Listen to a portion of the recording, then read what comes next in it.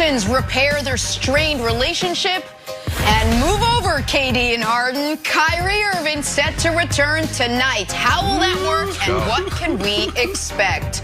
Good morning, everyone. Welcome to First Things First. Jenna Wolf alongside Nick Wright, Brandon Marshall, Kevin Wilds, the president of Nets Nation, Brandon Marshall. What say you getting ready for tonight? Patience, Jenna. Patience. It's going to happen. Got Sage back. Just got Sage. How much Sage do you want? Well, we'll have patience for that story because we got to start in the frozen tundra of Lambeau Field. Snow in the forecast for Sunday. Advantage Packers? Nope. Tom Brady knows how to play in snow. Bucs blew out the Packers back in Week 6. Advantage Bucs then? Nope. Packers head coach Matt LaFleur said this: his team has come a long way from that day. But, Brandon, what are the chances of another Bucs blowout come this weekend? Jenna, I see no blowout in this game. If anyone's going to get blown out, it's going to be the Tampa Bay Bucs. Remember, I have the Bucs and the Bills in the Super Bowl. But when you look at how that game played out in Week 6, Aaron Rodgers had so many opportunities. It was almost like the perfect storm for Todd Bowles in that defense. You got to understand, this is a really good defense. Very, very, very, very, very good defense. But on the other side, if you go through some of their games, you go through Todd Bowles' history, there's sometimes like, how does he have some of the top 5 defenses? And then they have games where guys are putting up 400 yards or going for 400 yards, 500 yards, throwing for 4 or 5 touchdowns, because it's all about communication. It's all about adjustments and checks on the back end. So if that blitz doesn't get there, you're going to see guys wide open. Go to the first drive. Look how fast Aaron Rodgers and that offense drove down the field in Week 6. He was dinking and dunking. He got the ball out quick. Guys were wide open. Then they start making the right adjustments and checks. So if anyone's going to get blown out in this game, I would have to go on the side of the Green Bay Packers, Nick, blowing out the Bucs. But it's not going to happen. Yeah, I don't think either team's going to get blown out. And I also think you can almost throw out their first meeting because it was such an odd game. The Packers looked like they were going to roll over the Bucs. And then Aaron Rodgers did the discount double pump in the end zone for a touchdown that didn't even count. And from that moment forward, it was a disaster.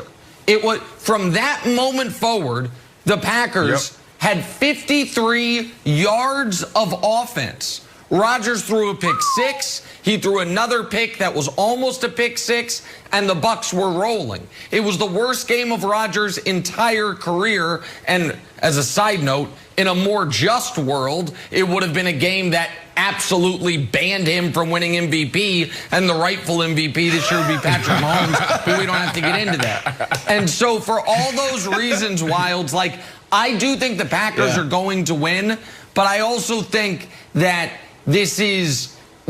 you are not going to duplicate what happened in their first meeting because Rodgers doesn't throw pick 6s and he doesn't throw multiple picks in a game, so he's not going to do that again.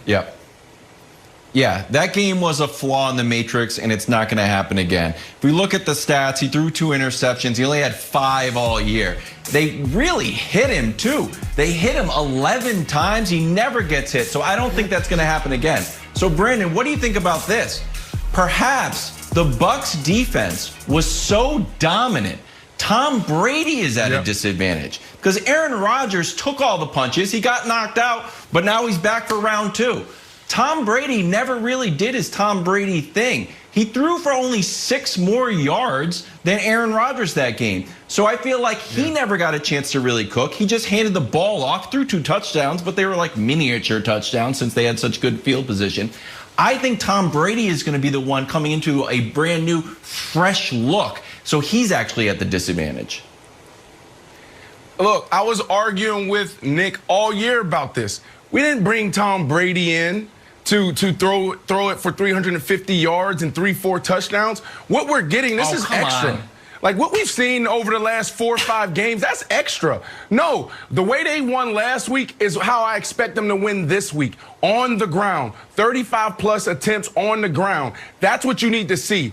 He needs to keep that guy, Aaron Rodgers, who's probably going to be the MVP, on the sideline.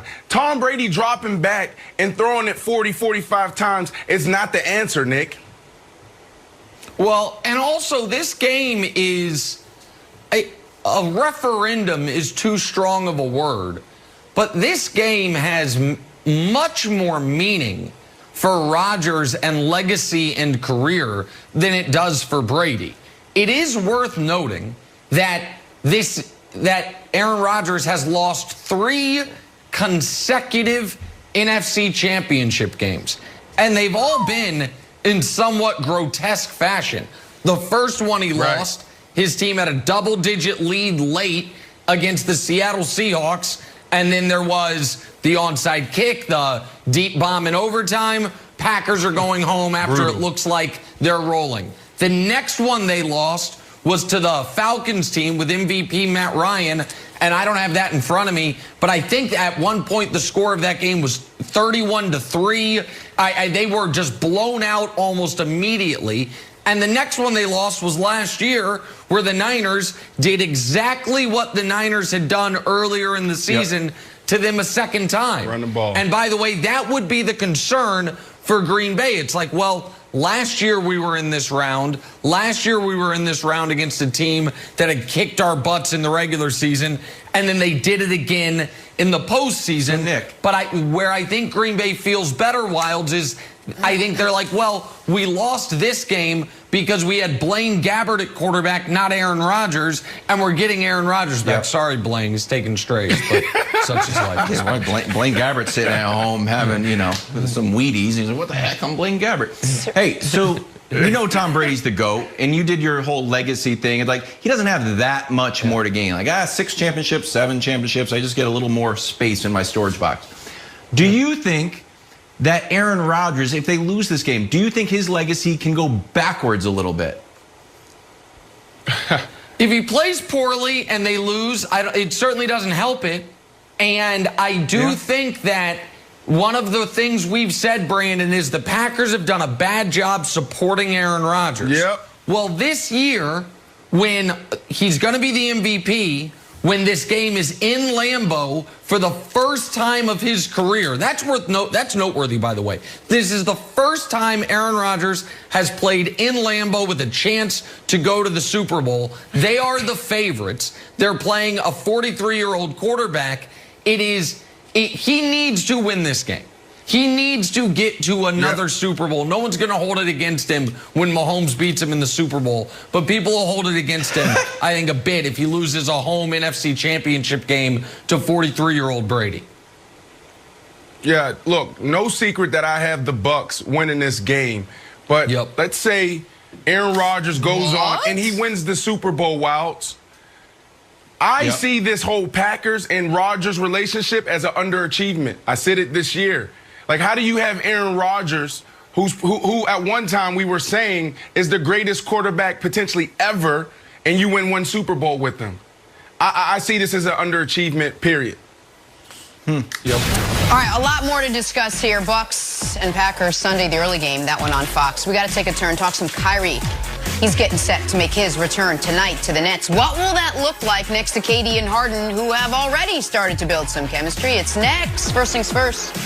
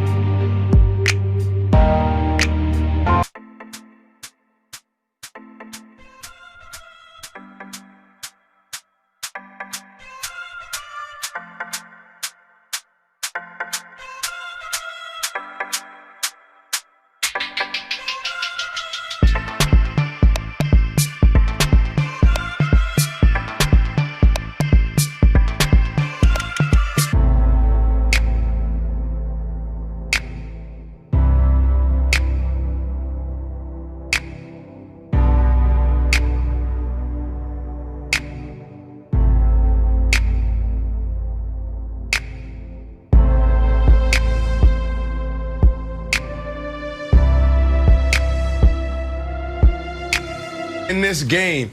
If anyone's going to get blown out, it's going to be the Tampa Bay Bucs. Remember, I have the Bucs and the Bills in the Super Bowl. But when you look at how that game played out in Week 6, Aaron Rodgers had so many opportunities. It was almost like the perfect storm.